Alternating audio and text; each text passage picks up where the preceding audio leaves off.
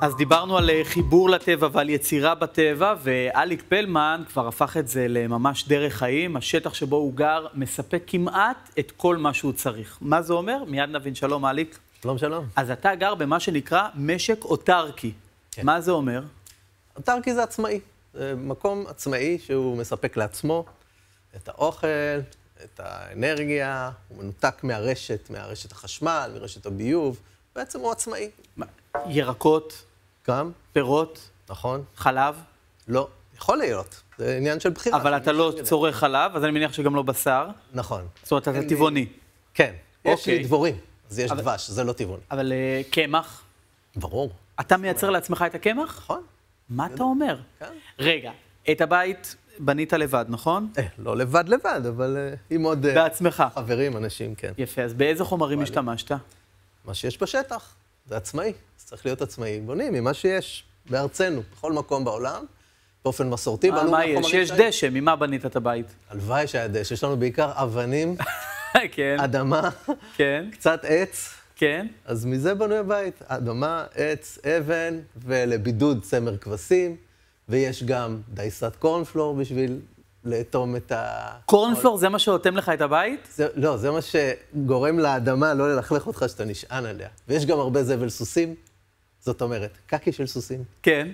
שמערבבים עם האדמה כדי שהיא לא תתפורר. אבל בלי הארומה, אין את הארומה. לא, הוא ישן. אוקיי, מצוין. בעצם סוג של קומפוסט.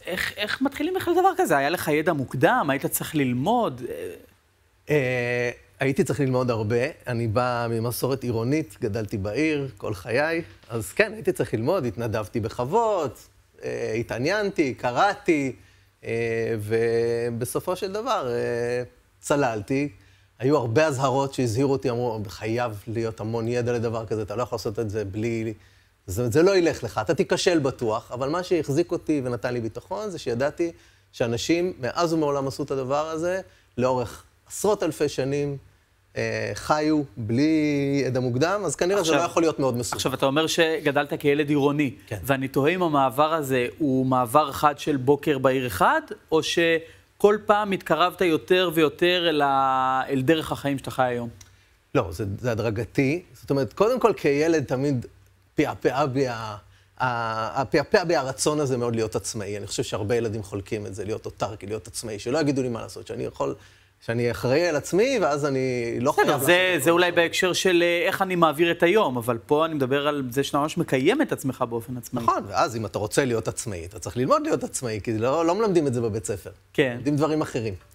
אז הייתי צריך ללמוד, אז דרך ללכת לאנשים שעושים חלק מהדברים האלה. לא, לצערי, לא מצאתי אף אחד שהוא חי ככה, שהוא עושה את זה באופן עצמאי. אז ממי לומדים אם לא מצאת אף אחד כזה? לומדים, מי שמגדל, אתה רוצה לגדל ירקות, תלמד ממי שמגדל ירקות, אתה רוצה ללמוד לגדל חיטה, תלמד ממי שמגדל חיטה, אתה רוצה לבנות בית, תלמד מהבנאים.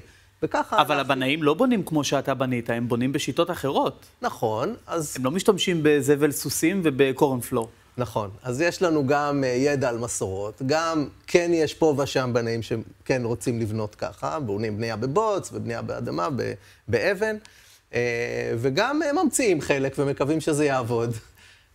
זהו. יפה, אז מה אתה מגדל היום בשטח שלך?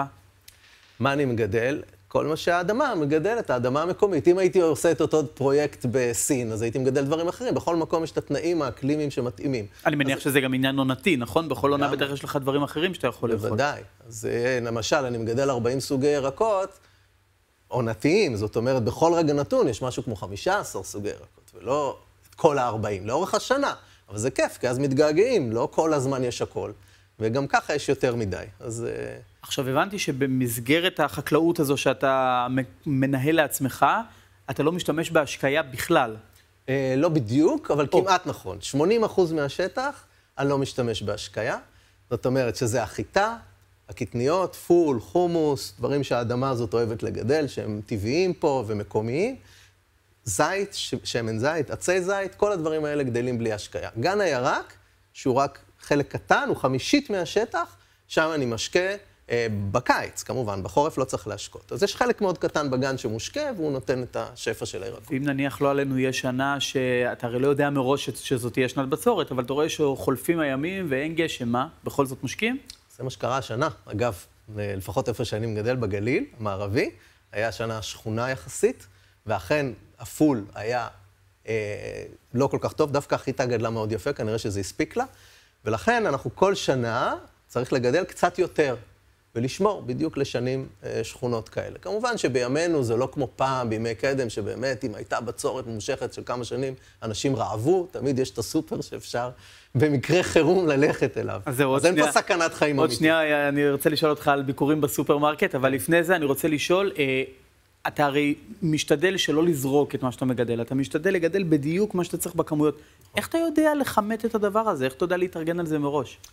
אז אני יודע מה אני מגדל, כי אני יודע מה האדמה מגדלת. זה ברור, אבל לגבי הכמויות. אז כמה, בדיוק, כמה צריך. אז יש את השיטה הארוכה ויש את השיטה הקצרה.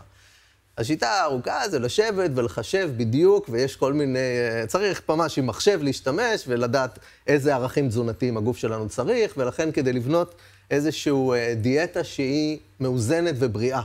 היא לא סתם צריך כאילו צריך שיהיה מאוזן וביחסים נכונים. הדרך האחרת, היותר פשוטה, היא פשוט ניסוי וטעייה. עושים שנה אחת, רואים, אופס, חודשיים לפני הקציר, כבר נגמרה לי החיטה, לפני שבועות. אז אני עכשיו אשתול קצת יותר פעם הבאה. אז עכשיו שני דברים לפני סיום. אחד, הזכרת את הסופר בהקשר של שנת בצורת, אבל דווקא מעניין אותי בשגרה. יוצא לך ללכת לסופר? כן, יוצא לי פעם בכמה שבועות. בשביל מה? פעם בכמה שבועות? כן. בשביל מה? איזה סוג של מצרך אתה לא יכול לגדל בעצמך ואתה קונה בסופר? כל מה שהוא לא אוכל. ניירות טואלט היום זה בסופר, זה לא... הבנתי. אני יודע מה, סמרטוטים, כלי שנשבע, לא יודע. ושאלה שנייה, מתי תתחיל לייצר לעצמך גם את הבגדים? כי ניכר שאתה קונה אותם בחנות. אז אני מרצה בשנקר, ושם יש שם מחלקה לעיצוב אופנה וטקסטיל, וזה מאוד מדגדג לי ומגרה אותי, ויכול להיות מאוד שזה הפרויקט הבא. יאללה, אז פעם הבאה כשאתה בא אלינו, אתה בא אלינו עם בגד שאתה ייצרת לעצמך. זה הספר שלך, נכון? שבו מסופר כל הסיפור על דרך החיים שלך? בדיוק, זה ספר שכתבתי, אומנם למבוגרים, אבל הוא בדיוק מספר את התשובות לכל השאלות ששאלת. ומי שמסקרן אותו תמיד יכול לקרוא. מסקרן מאוד, מה זה, אליק? תודה רבה לך. יופי, תודה לך.